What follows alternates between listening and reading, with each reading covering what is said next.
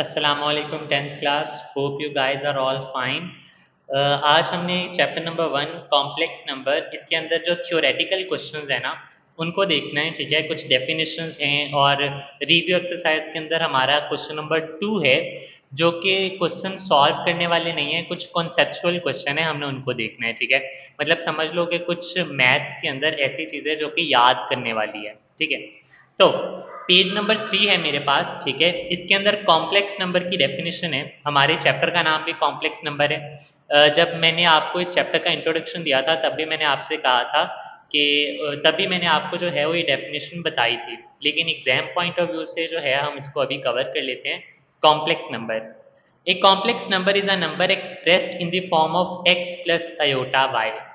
ये एक ऐसा नंबर होता है जो कि x प्लस अयोटा y की शक्ल में होता है। फॉर एग्जाम्पल देखो, ऐसा नंबर जिसमें x और y ये जो दो हैं ये रियल पार्ट्स हों, where x and y are real numbers and iota is the imaginary unit. ठीक है, देखो x प्लस अयोटा y है ना, तो x और y दोनों रियल नंबर्स होने चाहिए। अब रियल नंबर कोई भी हो सकता है, for example 2, 3, 7, 9, 41, like whatso ever.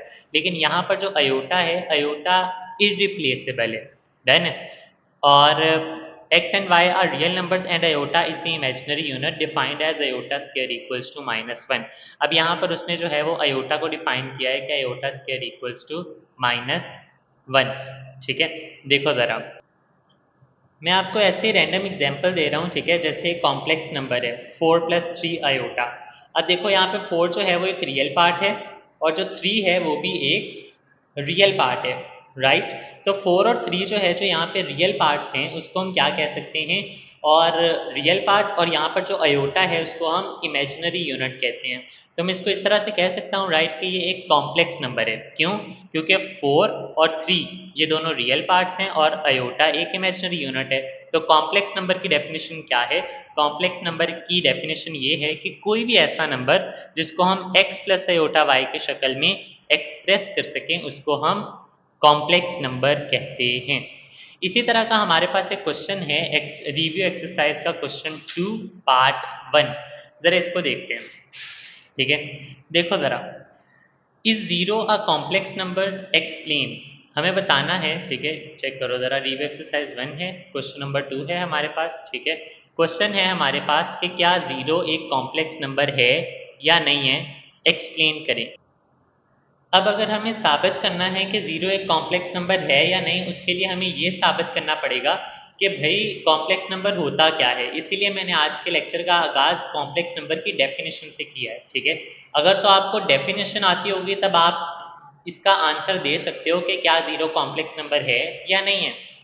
तो देखो, yes, zero is a complex number because, अच्छा आप सिर्फ यस लिख दो कि उसका कोई नंबर नहीं है, आपने एक्सप्लेन भी करना है। ठीक है, कि ये एक कॉम्प्लेक्स नंबर क्यों है, कैसे है। Because every complex number can be written in the form of x plus y iota where x and y are real number and iota is the imaginary unit. ये पूरी की पूरी डेफिनेशन कॉम्प्लेक्स नंबर की definition है। ठीक है, देखो, अब जीरो जो है वो कॉम्प्लेक्स नंबर की डेफिनेशन को किस तरह से फुलफिल करता है, देखो इधर, हम इस जीरो को इस फॉर्म में लिख सकते हैं, x plus y iota. x की जगह पे क्या आ जाएगा, जीरो। y की जगह पे क्या आ जाएगा, जीरो। अयोटा की जगह पे क्या आ जाएगा, अयोटा। तो मतलब कि अगर हम इस जीरो को इस फॉर्म में लिख सकते हैं तो हम ये कह सकते हैं कि भाई yes, zero is a complex number. ठीक है, तो आप इस क्वेश्चन को एज इट इज जो है वो कॉपी कर सकते हो, अपनी नोटबुक पे उतार लो या स्क्रीनशॉट ले लो इसका। ठीक है, zero is a complex number, और उसकी रीजन क्या है, ये पूरी की पूरी डेफिनेशन कॉम्प्लेक्स नंबर की ही डेफिनेशन है। देन नेक्स्ट हम क्वेश्चन नंबर 2 की तरफ मूव करते हैं। एक रिव्यू एक्सरसाइज क्वेश्चन नंबर 2। ठीक है, क्वेश्चन नंबर 2 पार्ट 2। अभी हमने पार्ट 1 किया है, अब हम जो है वो पार्ट 2 स्टार्ट करते हैं। What is the result of multiplying a complex number by its conjugate? Question को समझना है। वो कह रहा है कि अगर हम एक कॉम्प्लेक्स नंबर को उसी कॉम्प्लेक्स नंबर के कॉन्जुगेट से मल्टीप्लाई कर दें तो रिजल्ट क्या आएगा। ठीक है, देखो, आपके सामने मैं एक रैंडम कॉम्प्लेक्स नंबर लिखता हूँ। ठीक है, बिल्कुल रैंडम, 3 प्लस 2 अयोटा। ठीक है, ये कहीं बुक से नहीं देखा, as it is complex number, ठीक है। अब इसी का कॉन्जुगेट क्या होगा, 3 माइनस 2 आयोटा। अब इन दोनों वैल्यूज को मैं मल्टीप्लाई करवा देता हूँ, ठीक है, देखते हैं रिजल्ट क्या आता है। इनको मल्टीप्लाई करवाओ जरा, 9 minus 6 iota plus 6 iota and minus 4 iota square, ये कैंसिल हो जाएंगे। 9 minus 4 minus 1 and 9 plus 4 equals to 13। Okay, आप चेक करो कि अगर हम कभी भी कोई भी कॉम्प्लेक्स नंबर लें और उसको उसी के कॉन्जुगेट से मल्टीप्लाई करवा दें तो आंसर हमेशा एक रियल पार्ट आता है। चेक करो इसके अंदर कहीं पर भी इमेजिनरी नंबर है, ठीक है। आप कोई भी अपनी मर्जी का नंबर ले लो, ठीक है, 5 प्लस 9 आयोटा या 5 माइनस 9 आयोटा ले लो चाहे, ठीक है। इसका आप कॉन्जुगेट लोगे 5 माइनस 9 आयोटा, अब इन दोनों को मल्टीप्लाई करोगे तो answer will always be a real number, ठीक है। तो इसका आंसर क्या होगा, हमारा क्वेश्चन ये था कि जब भी एक कॉम्प्लेक्स नंबर को उसी के कॉन्जुगेट से मल्टीप्लाई किया जाता है तो आंसर क्या होता है, ठीक है। तो इसका आंसर क्या होगा कि जब भी हम एक कॉम्प्लेक्स नंबर को उसके कॉन्जुगेट से मल्टीप्लाई करते हैं तो रिजल्ट हमेशा एक रियल नंबर होता है, ठीक है। इसका जो है ना, आप पेज नंबर 10 खोलो जरा अपनी बुक्स के ऊपर, ठीक है। बुक्स के ऊपर जाओ, पेज नंबर 10 खोलो, जहां पर हमने कॉन्जुगेट ऑफ नंबर की definition, conjugate of a complex number की डेफिनेशन की हुई थी। अब इसका आंसर यहाँ पे है, ये यहाँ से लेकर यहाँ तक, ये जो अभी हमने क्वेश्चन नंबर 2 पढ़ा है ना, उसका answer, the product of a complex number with its conjugate is a real number. और हमने यहाँ पर इस चीज़ को जो है वो वेरीफाई भी किया कि बिल्कुल भाई जब भी हम इनको मल्टीप्लाई करते हैं तो आंसर रियल नंबर में ही आता है। देखो यहाँ पर भी इसने एक एग्जाम्पल दी हुई है, एक नंबर है उसको उसी के कॉन्जुगेट से मल्टीप्लाई किया तो आंसर क्या आया, रियल नंबर। तो ये हमारे पास किसका आंसर है, क्वेश्चन नंबर 2 के पार्ट 2 का, ठीक है, रिव्यू एक्सरसाइज यहाँ से यहाँ तक बिल्कुल, ठीक है। सारे का सारा क्वेश्चन ही है, बस आखिर पर जो है वो रियल नंबर लिखना है, तो आपको ये कॉन्सेप्ट भी समझ आना चाहिए। नेक्स्ट चलते हैं पार्ट 3 की तरफ। State the condition for two complex numbers to be equal। अगर दो कॉम्प्लेक्स नंबर इक्वल हैं तो उनकी शर्त क्या है, मतलब हम किस वक्त दो कॉम्प्लेक्स नंबर को इक्वल कहेंगे, ये थर्ड पार्ट है, ठीक है। इसके आंसर के लिए जो है मैं चाहता हूँ आप पेज नंबर 3 खोल लो अगेन, जहाँ पे हमने कॉम्प्लेक्स नंबर की डेफिनेशन देखी थी। पेज नंबर 3 के लास्ट के ऊपर चेक करो, इक्वालिटी ऑफ कॉम्प्लेक्स नंबर्स, ठीक है। ये है इस क्वेश्चन का आंसर, यहाँ से यहाँ तक, ठीक है। वैसे उसने कंडीशन पूछी है तो ये जो है ना, ये है हमारा की पॉइंट, ये जो मैंने अंडरलाइन कर दिया है, ठीक है। लेकिन अगर आपको डेफिनेशन भी पूछ ले कि what is meant by equality of complex number, तब भी आपको आना चाहिए। तो देखते हैं भाई, two complex numbers z1 and z2 are set to be equal if, मतलब वो कह रहा है कि दो कॉम्प्लेक्स नंबर हैं z1 और z2, इनको उस वक्त हम इक्वल कहेंगे इफ एंड ओनली इफ, अगर ये वाली कंडीशन पूरी हो जाए। देखो, real part of complex number 1 and real part of complex number 2, देखो ये कॉम्प्लेक्स नंबर 1 का रियल पार्ट क्या है, x1, और कॉम्प्लेक्स नंबर 2 का रियल पार्ट कौन सा है, x2। वो कह रहा है कि अगर x1 और x2 बिल्कुल बराबर होंगे ना तो हम क्या कह सकते हैं कि दो कॉम्प्लेक्स नंबर भी आपस में बराबर है। और यहाँ पर देखो क्या कह रहा है, imaginary number, imaginary part of complex number 1 and imaginary part of complex number 2, ठीक है।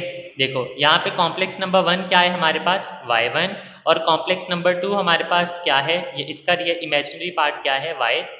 तो हम इसको कह सकते हैं कि दो कॉम्प्लेक्स नंबर उस वक्त इक्वल कंसिडर किए जाएंगे जब दोनों के रियल पार्ट्स भी सेम हो और दोनों की इमेजिनरी पार्ट्स भी सेम हो। ज़्यादा कॉम्प्लिकेटेड करने की जरूरत नहीं है, डन है। हमने सिर्फ क्या कहना है, x1 एंड x2 इक्वल होने चाहिए, y1 और y2 इक्वल होने चाहिए। अब x1 x2 है क्या, x1 और x2 रियल पार्ट्स हैं और y1 y2 इमेजिनरी पार्ट्स हैं, दैट्स ऑल, ठीक है।